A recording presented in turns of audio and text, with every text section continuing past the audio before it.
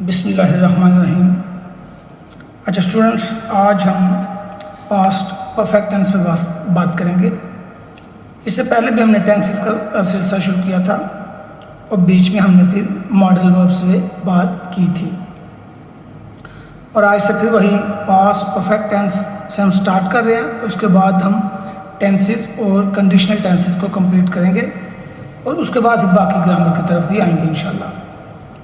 तो सबसे पहले पास्ट परफेक्ट टेंस समझ लीजिए, क्योंकि ये एक ऐसा टेंस है जो कि पास्ट सिंपल टेंस या पास्ट इंडेफिनिट टेंस के साथ अक्सर स्टूडेंट्स कंफ्यूज कर देते हैं। उनको बाज़ औक़ात मुश्किल हो जाती है कि ये सेंटेंस जो है पास्ट परफेक्ट टेंस में का है या कि ये पास्ट सिंपल का है, या उन्हें ये समझ नहीं आती हम पास्ट परफेक्ट कहाँ इस्तेमाल करें और पास्ट सिंपल कहाँ इस्तेमाल करें।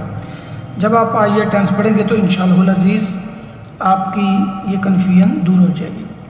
सबसे पहले इसे आपने ये अंडरस्टैंड करना है कि जो पास्ट परफेक्ट टेंस है ना, वो जब हमने माजी में किसी ख़ास वक्त के मुतल्लिक़ जब हम बात कर रहे हों और उस वक्त से पहले मज़ीद हम माजी में कोई काम मुकम्मल कर चुके हों और उसकी बात करें तो उसको हम पास्ट परफेक्ट में ज़ाहिर करते हैं।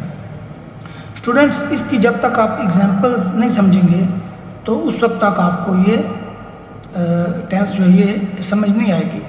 तो इसलिए देखिए, पहले तो आपने इसको समझना है, गौर करना है इसके ऊपर, फिर एग्जांपल समझेंगे तो आपको बहुत अच्छी समझ आए कि अगर हम माजी में किसी ख़ास वक्त के मुतल्लिक़ बात कर रहे हों और उस वक्त से मज़ीद पहले माजी में कोई काम मुकम्मल हो चुका हो तो उस पहले वाले काम को हम पास्ट परफेक्ट में ज़ाहिर करते पास्ट परफेक्ट में ज़ाहिर करते हैं जी।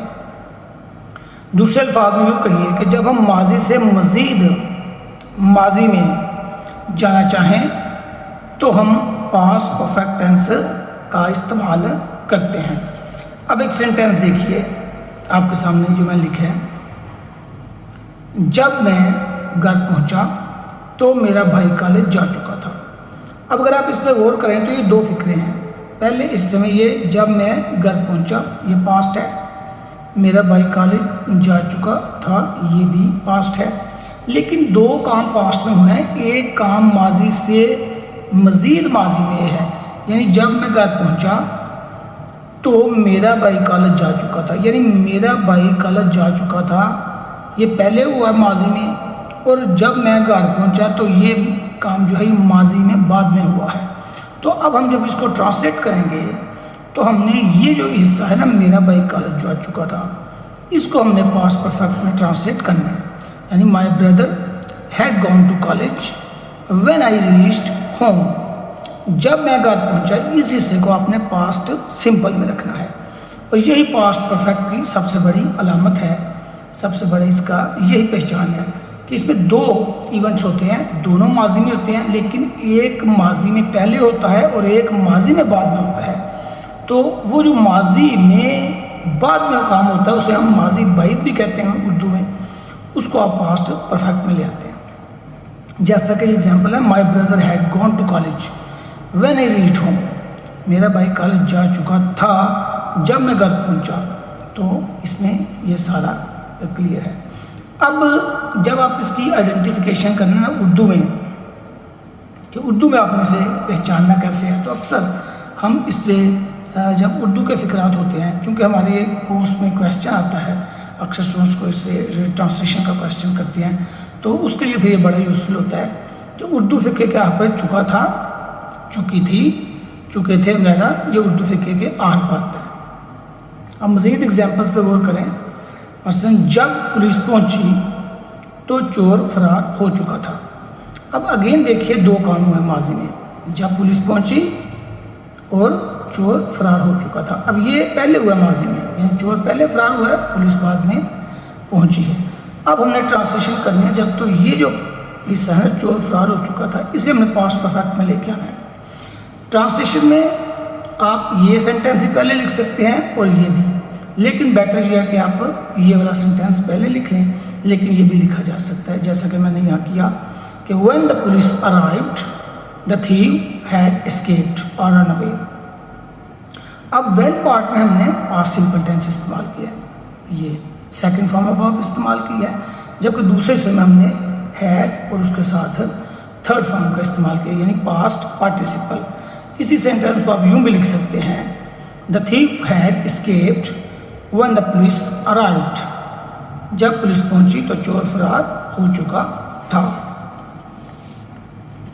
अच्छा स्टूडेंट्स, अब आपने देखना कि हमने इसको कैसे ट्रांसलेट करना है।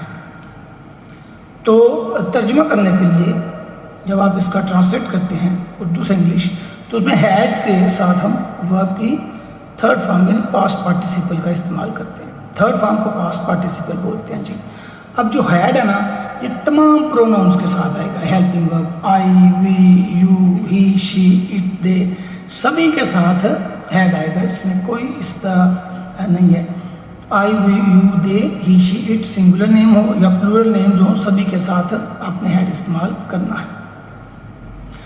अब इस की यहाँ तक तो आप समझ चुके कि ये ऐसे ट्रांसलेट होगा। अब आपने इसकी प्रैक्टिस करनी है, सेंटेंसेस की प्रैक्टिस करें। इसी पैटर्न पर जो हमने बात की है इसकी आप प्रैक्टिस करते जाएं। नेक्स्ट इसके how to make it negative, हमने नेगेटिव कैसे बनाना है। तो ये बिल्कुल इजी है, नेगेटिव बनाना बिल्कुल इजी होता है, नेगेटिव या इंट्रोगेटिव। उसमें सिर्फ और सिर्फ हम ये करते हैं कि हैड यानी हेल्पिंग वर्ब के फ़ौरन बाद नॉट लगा देते हैं जी। अब एक एग्जांपल है, जब उस्ताद कमरे में दाखिल हुआ तो तलबा सबक याद नहीं कर चुके थे। अब the students had not learned the lesson when the teacher entered the class. The students had not learned the lesson when the teacher entered the class. जब टीचर उस्ताद कमरे में दाखिल हुआ तो तलबा सबक याद नहीं कर चुके थे। नेक्स्ट स्टूडेंट्स, इसको हमने यानी आप यहाँ गौर कीजिए कि हैड के फ़ौरन बाद नॉट आया, हैड के फ़ौरन बाद not.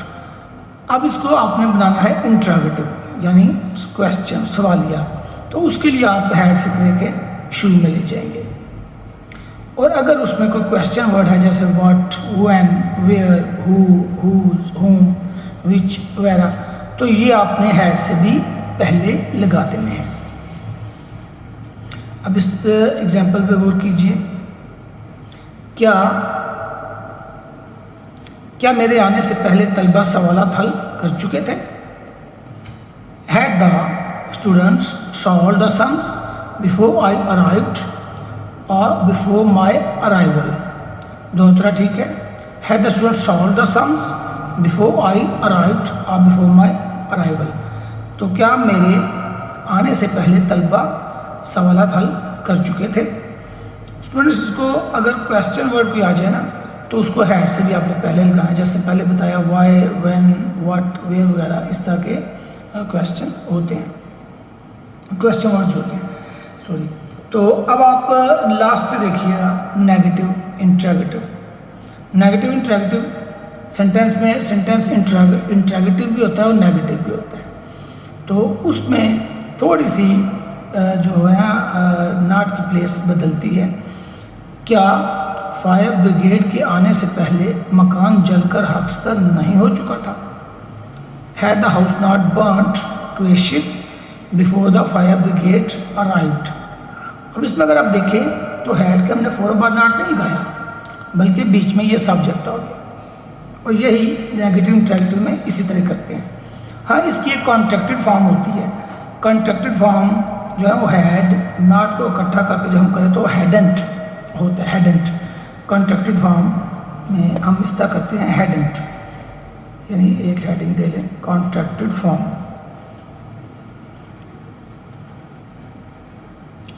Contracted form had not की जो कॉन्ट्रैक्शन है वो होगी हैडेंट। ये अपॉस्ट्रॉफी है, इसे कॉमा नहीं बोलना, ये ऊपर लगता है, इसे अपॉस्ट्रॉफी बोलते हैं। ये पोजेशन के लिए शो होता है। इसके ऊपर इंशाअल्लाह अज़ीज़ एक अलहदा से वीडियो बनाएंगे, इसके काफ़ी इस्तेमालात हैं। तो ये कॉन्ट्रैक्टेड फॉर्म थी जी, हैड नॉट की हैडेंट। अगर हमने यहाँ पे हैडेंट इस्तेमाल करें तो इसका ट्रांसलेशन भी इस तरह होगा, hadn't the house burn to ashes before the fire brigade arrived. Students, ये आज हमने पास्ट परफेक्ट टेंस को डिस्कस किया है। एंड आई होप कि आप इसे बार बार समझेंगे और इसकी प्रैक्टिस करेंगे। और प्रैक्टिस के मतलब मैं आपको बता दूँ कि practice makes a man perfect. Reading भी क्या करें, स्टोरी रीडिंग, और उसमें आप जब स्टोरी रीडिंग करें तो ये ज़रूर देखें कि ये सेंटेंस कौन से टेंस का है। इससे आपको मज़ीद आपकी जो ग्रामर है वो अच्छी हो जाएगी। तो इसे भी प्रैक्टिस कीजिएगा इंशाअल्लाह अज़ीज़। इसके बाद जो अगला टेंस करेंगे वो होगा पास्ट परफेक्ट कंटिन्यूअस टेंस। बहुत जल्द दोबारा मिलेंगे, उस वक्त तक के लिए अल्लाह हाफिज़।